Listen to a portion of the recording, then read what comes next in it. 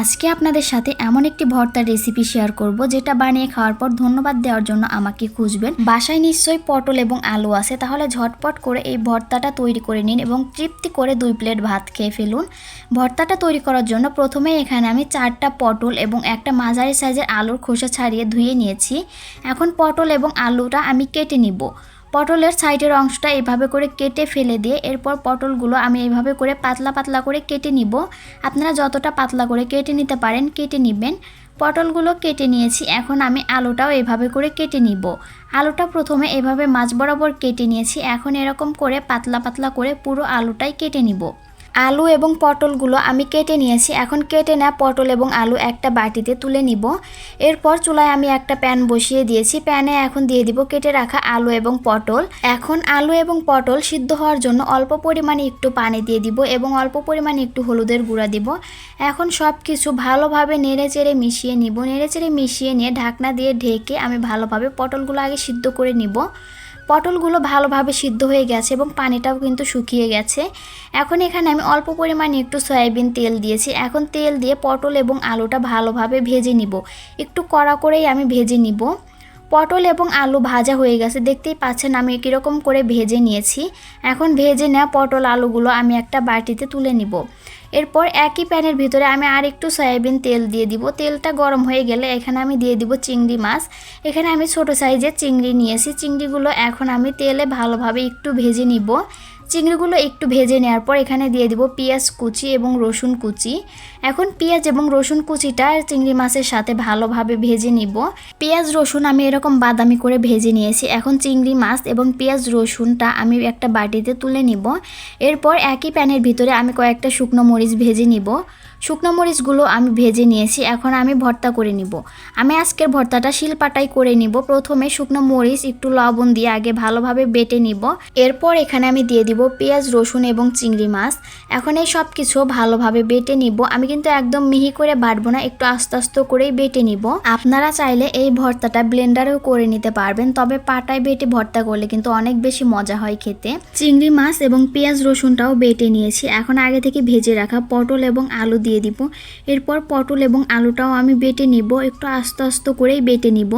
সব কিছু একসাথে বেটে নেওয়া হয়ে গেছে, এখন সব কিছু একসাথে ভালোভাবে মাখিয়ে নিব। সব শেষে এখানে আমি দিয়ে দিব পেঁয়াজ কুচি এবং একটু সরিষার তেল। সরিষার তেল ছাড়া তো ভর্তা অসম্পূর্ণ। এখন আবারও সব কিছু একসাথে ভালোভাবে মাখিয়ে নিব। আপনারা চাইলে এখানে ধনেপাতাও দিতে পারেন, তবে আমার কাছে এরকম খেতেই ভালো লাগে। ধনেপাতার ফ্লেভারটা আমার কাছে বেশি একটা ভালো লাগে না, তাই আমি দেই। আমার ভর্তা করা কমপ্লিট। ভর্তাটা দেখতে কিন্তু অনেক বেশি লোভনীয় লাগছে। এখন আমি পাটার উপরে গরম গরম ভর্তা দিয়ে ভাত মেখে খাবো। কে কে এইভাবে করে পাটা মোছা ভাত খেতে পছন্দ করেন? আমার কাছে তো এইভাবে করে ভাত মেখে খেতে অনেক বেশি ভালো লাগে। আপনাদের কাছে ভালো লাগে কিনা অবশ্যই কমেন্ট করে জানাবেন। ভর্তাটা যে এত বেশি মজা হয়েছিল, আমি তো ভর্তা করার পরই 1 প্লেট ভাত তৃপ্তি করে খেয়ে নিয়েছিলাম। এর আগে তো আমি পটলের ভর্তা অনেক খেয়েছি, কিন্তু বিশ্বাস করেন এত মজার ভর্তা আমি কখনো খাইনি। আপনারা বাসায় একবার হলেও এই ভর্তাটা তৈরি করে খাবেন, খাওয়ার পরেই বুঝতে পারবেন যে কতটা বেশি মজার হয়। এই রেসিপিতে একবার ভর্তা বানিয়ে খেলে আপনারা অবশ্যই ধন্যবাদ দেওয়ার জন্য আমাকে খুঁজবেন। আমার আজকের এই ভর্তার রেসিপি আপনাদের কাছে ভালো লাগলে লাইক কমেন্ট শেয়ার করে দিবেন। ইউটিউব থেকে রেসিপিটি দেখলে চ্যানেলটি সাবস্ক্রাইব করে দিবেন এবং ফেসবুক থেকে দেখলে ফলো দিয়ে পাশেই থাকবেন। ভর্তাটা দেখে জিভে পানি চলে এসেছে, তাহলে দেরি না করে রেসিপিটি দেখে বাসায় ঝটপট করে ভর্তাটি তৈরি করে ফেলুন এবং তৃপ্তি করে ভাত খেয়ে নিন। এই ভর্তাটা খেতে কিন্তু অনেক বেশি মজা লাগে। আপনারা যদি বাসায় একবার এই ভর্তাটা তৈরি করে খান তাহলে অবশ্যই আমাকে ধন্যবাদ দিতে চাইবেন। চলুন তাহলে রেসিপিটি আপনাদের সাথে শেয়ার করি। প্রথমে চুলায় আমি একটা প্যান বসিয়ে দিয়েছি। এরপর এখানে আমি দিয়ে দিব চিংড়ি মাছ। এখানে আমি ছোট সাইজের চিংড়ি মাছ ভালোভাবে ধুয়ে নিয়েছি। আপনারা বড় চিংড়ি দিয়েও এই ভর্তাটা করতে পারবেন। এরপর এখানে আমি দিয়েছি রসুন কুচি। কয়েক ক রসুন এভাবে কুচি কুচি করে কেটে নিয়েছি। এরপর মাঝারি সাইজের 2টা পেঁয়াজ কুচি করে দিয়েছি। ঝালের জন্য দিয়েছি 2টা কাঁচা মরিচ এবং 2টা শুকনো মরিচ। এরপর এখানে আমি পরিমাণ মতো সয়াবিন তেল দিয়েছি। এখন তেল দিয়ে সব কিছু একসাথে ভালোভাবে ভেজে নিব। লাল লাল করে সব কিছু ভেজে নিব। আমার কাছে মনে হয়েছিল যে ঝালটা একটু কম হবে, পরে এখানে আমি আরও একটা শুকনো মরিচ দিয়ে ভেজে নিয়েছি। ভর্তা কিন্তু একটু ঝাল ঝাল হলেই খেতে মজা লাগে, ঝাল কম দিলে খেতে ভালো লাগে না। এখন এই ভাজা পেঁয়াজ রসুন এবং চিংড়ি মাছ তুলে নিব। এরপর একই প্যানের ভিতরে এখানে আমি দিয়ে দিব কচুরমুখির খোসা ছাড়িয়ে আমি এরকম লম্বা লম্বা করে কেটে নিয়েছি। এখন এই কচুরমুখিগুলো দিয়ে দিব। এরপর এখানে আমি দিয়ে দিব একটু পানি। কচুরমুখিগুলো সিদ্ধ হওয়ার জন্য একটু পানি দিয়েছি। এরপর সামান্য একটু হলুদের গুঁড়া দিয়ে দিব। এখন নেড়ে চেড়ে ভালোভাবে মিশিয়ে নিব। এরপর ঢাকনা দিয়ে ঢেকে কচুরমুখিটা সিদ্ধ করে নিব। হলুদের গুঁড়া দেওয়ার কারণে কিন্তু এই ভর্তাটা দেখতে অনেক বেশি সুন্দর লাগবে। কচুরমুখিটা ভালোভাবে সিদ্ধ হয়ে গেছে, পানিও শুকিয়ে গেছে। এখন এখানে আমি একটু সয়াবিন তেল দিয়েছি। এখন তেল দিয়ে কচুরমুখিটা ভালোভাবে ভেজে নিব। দেখতেই পাচ্ছেন আমি কচুরমুখিটা কিভাবে ভেজে নিয়েছি। এখন তুলে নেব। এখন সব কিছু একসাথে বেটে ভর্তা করে নিব। আমি শিলপাটায় ভর্তাটা করে নিব। শিলপাটায় ভর্তা করলেও খেতে অনেক বেশি মজা লাগে। আপনারা চাইলে বাটনায় অথবা ব্লেন্ডারেও ব্লেন্ড করে নিতে পারবেন। প্রথমে আমি পেঁয়াজ রসুন চিংড়ি মাছ এবং কাঁচামরিচ শুকনো মরিচ দিয়ে বেটে নিয়েছি। এরপর এখানে আমি দিয়ে দিব ভেজে নেওয়া কচুরমুখিগুলো দিয়েও এখন একদম মিহি করে বেটে নিব। সব কিছু একসাথে বেটে নিয়ে এখানে আমি আর দুইটা জিনিস অ্যাড করে দিব। এতে করে ভর্তাটা খেতে আরও অনেক বেশি মজা লাগবে। বেটে নেওয়া হয়ে গেছে। এখন এখানে আমি দিয়ে দিব কাঁচা পেঁয়াজ। একটা পেঁয়াজ আমি কুচি করে নিয়েছি। এরপর দিয়ে দিব স্বাদ মতো লবণ। সবশেষে দিয়ে দিব সরিষার তেল ছাড়া তো ভর্তা একদম অসম্পূর্ণ। এখন সব কিছু একসাথে মাখিয়ে নিলেই আমাদের ভর্তাটা রেডি। আপনারা চাইলে এখানে কাঁচা পেঁয়াজটা নাও দিতে পারেন, তবে কাঁচা পেঁয়াজটা দিলে ভর্তাটা খেতে অনেক বেশি মজা লাগে। আমার ভর্তাটা তৈরি করা কিন্তু হয়ে গেল। দেখতে কিন্তু অনেক বেশি লোভনীয় লাগছে। এখন এই ভর্তাটুকু আমি আলাদা করে রেখে দিব এবং পাটায় অল্প একটু ভর্তা রেখেছি। এই ভর্তা দিয়ে আমি গরম গরম ভাত মেখে খাবো। ভর্তা করার শেষে এইভাবে করে পাটায় ভাত মেখে খেতে কিন্তু অনেক বেশি মজা লাগে।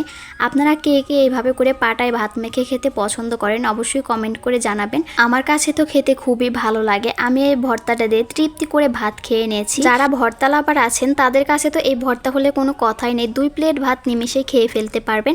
আর যারা কিনা ভর্তা খেতে তেমন পছন্দ করেন না তাদেরকেও এই ভর্তাটা তৈরি করে দিলে আঙ্গুল চেটে পুটে খেয়ে উঠবে। আমার এই ভর্তার রেসিপিটি আপনাদের কাছে ভালো লাগলে ভিডিওটিতে লাইক কমেন্ট শেয়ার করে দিন। শীতের সিজনে ফুলকপির এই ভর্তা না খেলে কিন্তু পুরাই মিস হয়ে যাবে। ফুলকপির এই ভর্তাটা খেতে যে এত বেশি মজা লাগে, গরম গরম ভাতের সাথে ফুলকপির এই ভর্তা হলে আর কিছুই লাগবে না। আপনারা ভাবছেন ভর্তাটা আমি কিভাবে তৈরি করেছি যে এত বেশি মজা হয়েছে। চলুন তাহলে কথা না বাড়িয়ে রেসিপিটা আপনাদের সাথে শেয়ার করি। প্রথমে এখানে আমি ফুলকপি নিয়েছি। 1 কাপের মতো ফুলকপি এরকম ছোট ছোট পিস করে কেটে নিয়েছি। এখন এই কেটে নেওয়া ফুলকপির ভিতরে দিয়ে দিব গরম পানি দিয়ে 10 মিনিটের জন্য ভিজিয়ে রেখে দিব। 10 মিনিট পর ফুলকপিটা ভালোভাবে ধুয়ে পানি ঝরিয়ে নিব। ফুলকপি ধুয়ে পানি ঝরিয়ে নিয়েছি। এরপর চুলায় একটা প্যান বসিয়ে দিয়েছি। এখন প্যানের ভিতরে ধুয়ে রাখা ফুলকপিগুলো দিয়ে দিব। এরপর দিয়ে দিব সামান্য একটু লবণ এবং একটু হলুদের গুঁড়ো। এরপর দিব সয়াবিন তেল দিয়ে ফুলকপিটা আমি ভেজে নিব। আপনারা চাইলে সরিষার তেল দিয়েও ভেজে নিতে পারেন। এখানে কিন্তু আমি একটুও পানি দেব না, পানি ছাড়াই ফুলকপিটা ভালোভাবে সময় নিয়ে ভেজে নিব। এতে করে ফুলকপিটা কিন্তু খুব ভালোভাবে সিদ্ধ হয়ে যাবে। ফুলকপিটা আমি সময় নিয়ে ভেজে নিয়েছি। দেখতেই পাচ্ছেন কালারটা কিন্তু খুবই সুন্দর হয়েছে। আমি ফুলকপিটা একটু কড়া করেই ভেজে নিয়েছি। এভাবে করে ভর্তাগুলো অনেক বেশি মজা লাগে। ভেজে নেওয়া ফুলকপিটা আমি একটা প্লেটে তুলে নিয়েছি। এরপরে এই একই প্যানে আমি দিয়ে দিব কয়েকটা চিংড়ি মাছ, ছোট বড় যে কোনো চিংড়ি দিলেই হবে। এরপর দিয়েছি 2টা পেঁয়াজ কুচি এবং কয়েক কোয়া রসুন কুচি, 2টা দিয়েছি কাঁচামরিচ। এখন তেল দিয়ে সবকিছু আমি ভালোভাবে ভেজে নিব। এখানে আমি সয়াবিন তেল দিয়েছি, আপনারা চাইলে সরিষার তেল দিয়েও ভেজে নিতে পারেন। আমার সবকিছু ভেজে নেওয়া হয়ে গেছে। এখন আমি তুলে নিব।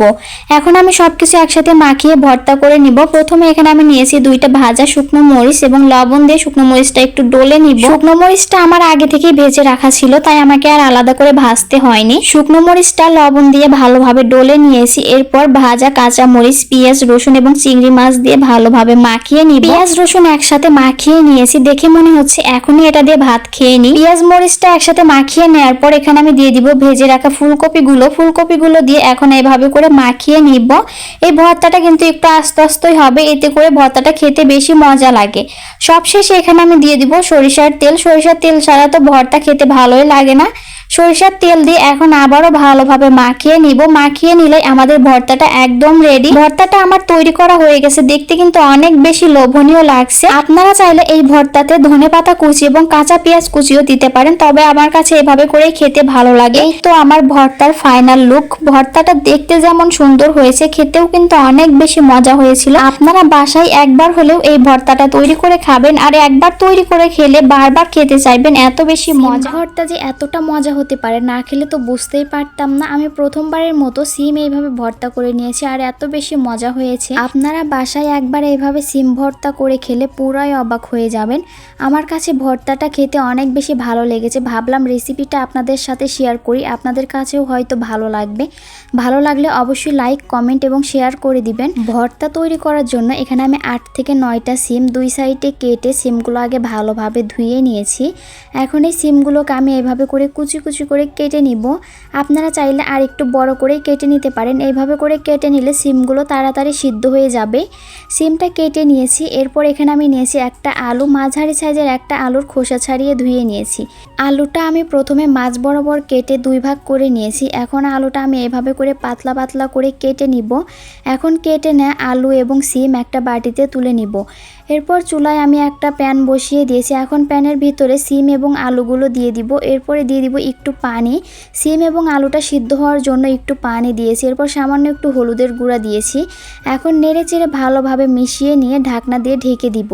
পানিটা শুকিয়ে গেছে, সিম এবং আলুটা কিন্তু ভালোভাবে সিদ্ধ হয়ে গেছে। এরপর একটু সয়াবিন তেল দিয়ে এখন সব কিছু ভালোভাবে ভেজে নিব। সব কিছু ভালোভাবে ভেজে নেওয়া হয়ে গেছে, এখন বাটিতে তুলে নিব। এরপরে একই প্যানের ভিতরে আমি আর একটু সয়াবিন তেল দিয়েছি। এরপর দিয়েছি চিংড়ি মাছ, দিয়েছি রসুন কুচি এবং পেঁয়াজ কুচি, মাঝারি সাইজের 2টা পেঁয়াজ কুচি করে দিয়েছি এবং দিয়েছি 2টা কাঁচামরিচ। আজকের ভর্তাটা আমি কাঁচামরিচ এবং শুকনো মরিচ দুটো দিয়েই করব। পেঁয়াজ, রসুন, চিংড়ি মাছ সব কিছু আমি এরকম বাদামি করে ভেজে নিয়েছি। এখন সব কিছু একটা বাটিতে তুলে নিব। এখন আমি সব কিছু একসাথে ভর্তা করে নিব। আমি শিলপাটায় বেটে ভর্তা করব। প্রথমে আমি দিয়েছি 3টা শুকনো মরিচ এবং একটু লবণ দিয়ে একটু বেটে নিয়েছি। শুকনো মরিচটা আমার আগে থেকেই ভেজে রাখা ছিল, তাই আলাদা করে আমাকে আর শুকনো মরিচ ভাজতে হয়নি। এরপর এখানে আমি চিংড়ি মাছ, পেঁয়াজ, রসুন এবং কাঁচা মরিচ দিয়েও বেটে নিয়েছি। সবশেষে ভেজে রাখা সিম এবং আলু দিয়ে বেটে নিব।